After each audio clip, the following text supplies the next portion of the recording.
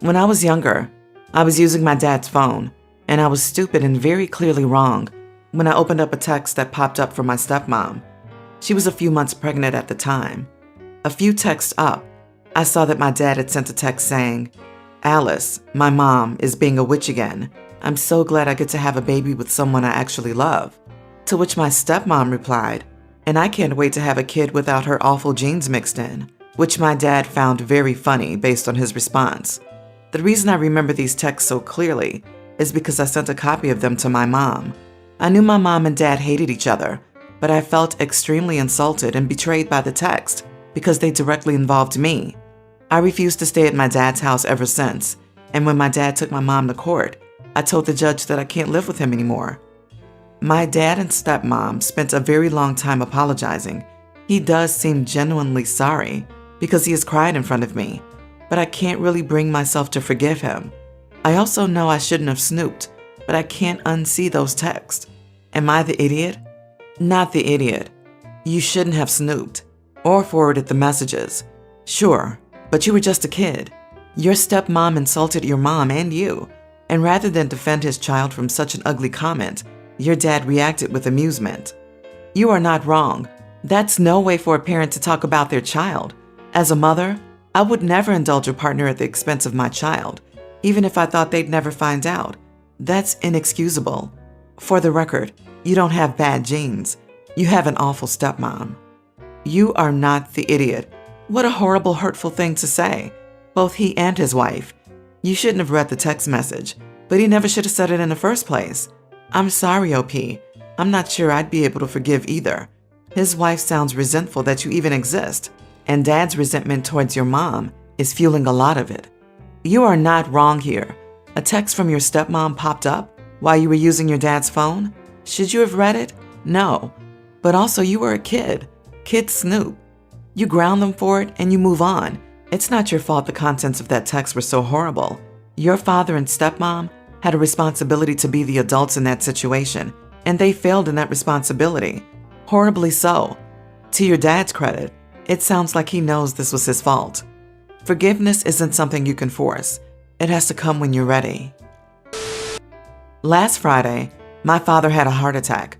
It was touch and go for about 48 hours, but he pulled through and is expecting to be discharged from the hospital today or tomorrow. I took off of work last Friday, but due to my dad's condition is improving, I did go into work today. I work from home right now for obvious reasons, and around 9:30, the door opens and my husband walks in. I ask what he's doing home, and he says that due to the winter storm, his boss sent everyone home. I went down to the basement around lunchtime to get a pizza to make for us. I didn't realize he was on the phone or that it was on speaker when I went down there and asked if he wanted pizza for lunch. His boss then asked how my father was doing and said that my husband told him that it was dire and I would need to leave at a moment's notice. I said that my dad's condition is improving and he is expected to make a full recovery. My husband is now mad at me. The reason he came home is because he apparently lied to his boss about my dad's health and condition, and because of what I said, he's now in hot water at work. My husband said I should have kept my mouth shut, and if he gets fired, it's on me. I told him he was depraved for lying about something like that, and if he's in trouble, it's his own fault. Am I the idiot for not playing along with his lie? Not the idiot. If he gets fired, it's on him. He lied to you and his boss, didn't tell you about the lie to his boss, but still expected you to cover for him when his boss asked you after your dad's health. Expected you to lie about your dad's health? Sorry, but your husband is a massive idiot. Using your dad's condition to skirt his work responsibilities for a day off? Jesus Christ, you all are idiots here. Your husband is one because of lies, obvious one. You, because any normal person in that situation wouldn't undermine what their spouse told their boss. Like, for God's sake, what's going to happen to both of your lives if you lose his income? A normal response would be, we're trying to stay optimistic.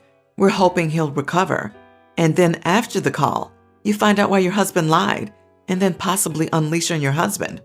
Real adults don't go around being smarty pants, correcting others to look like the good little teacher's pet. They behave like a bigger person, giving a non-committal response and have it out afterwards. I'm a 20-year-old female from the UK who got engaged a year ago. My husband-to-be is amazing. and his family has also accepted me without any issues. The problem is my family. I grew up as the oldest, with one younger sister.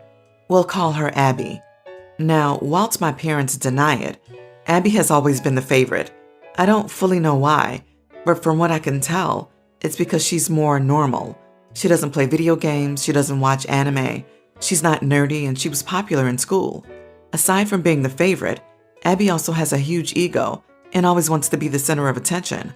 For example, my family went for a meal out to a restaurant for my 18th birthday. The whole time, the attention was directed on Abby, whilst I sat there mostly in silence, ignored by my family. Whenever I tried to speak, I was ignored, or the topic was quickly redirected to my sister. I don't want the whole spotlight on me, but I at least want to be spoken back to when I'm trying to talk. I just drank a few cocktails and went to bed that night, feeling a little hollow. It didn't feel like a celebration, just that I was obligated to be there and listen to Abby ramble on. A year later, I got engaged on the day after my 19th birthday. The next time I visited my parents, they took us out for a meal to celebrate the engagement. No Abby present. The meal was actually very pleasant, and I was hopeful for a better relationship with my parents. However, by the next visit, it was back to normal, and by that point, my sister was in a relationship, which was short-lived, so the attention was on her and her boyfriend. Every single visit after that has been about my sister, her boyfriend, or her breakup from said boyfriend. Me and my future husband are now planning our wedding. We intend to have the wedding in a few years, when I've graduated and the global issue has passed, but have begun formulating a guest list, color themes, etc. My sister is already beginning to pose an issue. She expects to be a bridesmaid, but is refusing to accept the dress color I picked. I also intend on letting the bridesmaids pick their own dresses, so long as they're the same color. My sister refuses this also, and expects me to buy her an expensive luxury bridesmaid dress. She's also nitpicked at other things, and speaks as if the wedding is for her. I don't want her to come if she's going to cause problems, or become the center of attention. This wedding is the only day I want, specifically for myself and my partner. However, I know it caused an uproar in my family to not allow her to come to the wedding, or to not have her as a bridesmaid. I'm not sure what to do, and whilst my partner and his family say it's my choice and not to worry, I still fear the conflict that may arise if I choose not to let her come, or if I'm being unreasonable and should give her a chance. Am I the idiot? Not the idiot, but if the aim of not inviting her is to prevent drama, this will fail miserably. By not inviting her, you will likely cause a nuclear reaction in your family. Furthermore, you better be 100% sure you don't want a relationship with your sister moving forward, because this will destroy your relationship with her. It's not something you should take lightly, nor something you can come back from. Do as you please, but have your eyes wide open to the repercussions that will follow. You are not wrong. It's your day. You choose who gets to see it. Be prepared for your parents to give you a hard time over it, but the fact still stands. It's up to you. However, if you want to keep the peace, let her come, but just as a guest. No bridesmaids' privileges. If there are any issues with this, express that this is already a compromise, and if either your sister or your parents object to your decision, you still have the right to not invite her at all. Is it really your sister who's the problem? Proper parents would never choose like this between their children. I wouldn't invite the parents if I were you. They are the ones you're afraid will start the conflict at your wedding. Also, it's actually not a very unusual problem with a favorite child, or golden child syndrome. You're not the problem here, and no matter what you do, you probably can't make your parents love you as much because they're the ones with the issues. I hope you've found happiness in the people you've met in your life instead. This isn't about me babysitting younger siblings.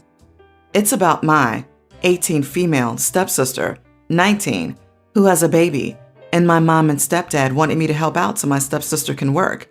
It was 10 years ago when my mom married my dad.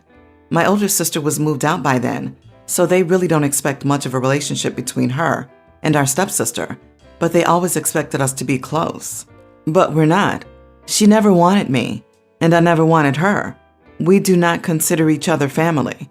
We never acted like we were family. For example, when I was bullied, she witnessed it and said nothing and told her dad straight up she didn't care. When she was sick a few years ago, I didn't ask for homework to bring to her. We didn't want the other at our birthday parties, didn't like hanging out together. We wouldn't do a thing for the other. And honestly, I would still be okay with not seeing her, ever. But it seems now she doesn't mind my being involved if it means she gets free childcare so she can work. I lived with my mom and stepdad until October. I had planned to move out sooner, but my mom wanted me to stay because of the global situation, so I agreed. But once this stuff came up, I got the vibe of you're in our house, so do this for us, and I didn't like it. My mom and stepdad have told me to think about my niece, to think about the aunt I could be. I told them that didn't change anything. I didn't tell them this, but I don't consider her daughter to be my niece. I'm already an aunt to my sister's 2 kids, and I have a good relationship with them. But so do my sister and me. That's never going to be a thing with my stepsister and me, and I don't really want nor need it to be. I don't expect to have her in my life, outside of the obligatory seeing each other when we're around our respective parents. My mom tried to ask me again, because she said they're all really struggling to help my sister afford childcare, and hours are weird right now in their jobs with the global situation. I told her I'm not going to do it, and she knows my stepsister wouldn't do it for me either. My mom told me I should do it, regardless, because family is important. The only reason I'm starting to have second thoughts is because a friend suggested that I could do it for my mom to take some of the pressure off of her, and how awful it must be for her to know she failed to get us to care about each other. Now I'm wondering if I'm being unfair to my mom. Am I the idiot? No, not the idiot. Stepsister is irresponsible and gets knocked up, and her spawn is somehow your responsibility? Personally, I'd do it for 80% of daycare cost, not a penny less. If they aren't willing to pay you, they don't respect you. Just because it would make your mom less stressed doesn't make it your job. Even if you had a wonderful relationship with your stepsister, you would not be obligated to babysit for her. This is your stepsister's baby, so it's her responsibility. Your stepfather and stepsister were your mother's choice, not yours. It is perfectly fine that you do not share a familial bond with her, and that will never happen if the only reason that she's willing to be civil to you is for free childcare. Don't let them guilt you. You are not wrong. You are only family when it's convenient for your stepsister. Where is the father of this child and his parents? They should be expected to take care of this child, not you. Live your life and get out of that crazy house before she gets pregnant a second time. Good luck to you. You are not the idiot here. I love fashion and makeup. I am always up to date on the latest trends and spend a good amount of time each morning on my clothes and makeup. It boosts my confidence, and I love to start every day with a different look. I especially love to dress in vibrant colors, extraordinary patterns and cuts. While the field I work in doesn't have anything to do with fashion, it's not seen as unprofessional to dress a little more eccentric. My company in particular does not care. As long as you don't wear something offensive and don't look like you are serving shots with your belly button, you are good to go. A huge part of my job is to give presentations to and hold events with potential clients. I am doing this together with another coworker. My coworker, let's call her Nancy, left the company a few months ago. Her replacement, let's call her Susan, is the total opposite of me, fashion-wise. She doesn't do makeup and mostly wears dark, plain colors. I don't mind at all, and I certainly do not judge her for it. Some people just aren't into fashion and the like, and that's totally fine. You do you. She is a good coworker, well-organized and professional, and we get along well, or as far as I know her yet. Well, except for one point. Last week, she told me that I was making her feel uncomfortable with my extravagant style choices. She told me it was very irritating to work with someone dressed like that, and that it was distracting our clients from her when she was speaking and from the event itself. She asked me to tone it down. I was very surprised, to say the least. Nancy and none of my other coworkers or bosses ever told me that my style was distracting or inappropriate or the like. I even get complimented on my look quite often. Well, since all my other coworkers and my boss do not have a problem, and I never got any negative feedback from our clients, I did not tone it down.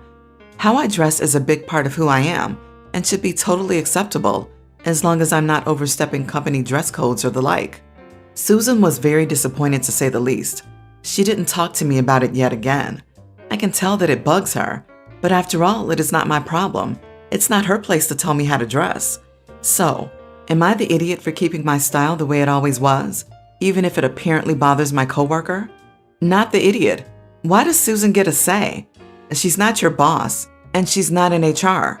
Your style choices are literally none of her concern. You're making her uncomfortable because you look awesome, and she doesn't. You do you, and tell Susan to focus on her job. It's Susan's issue. If it's that big a deal to her, she can change her own style to be more attention-grabbing if she feels like her clients are distracted from her. Or maybe she should simply give a more engaging presentation so they aren't so easily distracted. LOL. I can see Susan's point of view. If two people are doing a presentation and one person has attention-grabbing clothes while the other is plain business wear, it can feel uncohesive and distracting. That doesn't mean it's OP's problem to fix, though. Susan needs to adjust her expectations and get comfortable with it. I'm saying no idiots here. Without a picture of an outfit or knowing the industry, I'm saying you are both idiots. Any kind of professional setting for a presentation, I would expect a certain level of dress. Probably not intended, but OP's way of describing the way they dress invokes Miss Frizzle or Abby Shudo. Ostentatious clothes are a pure look at me over basic fashion or makeup.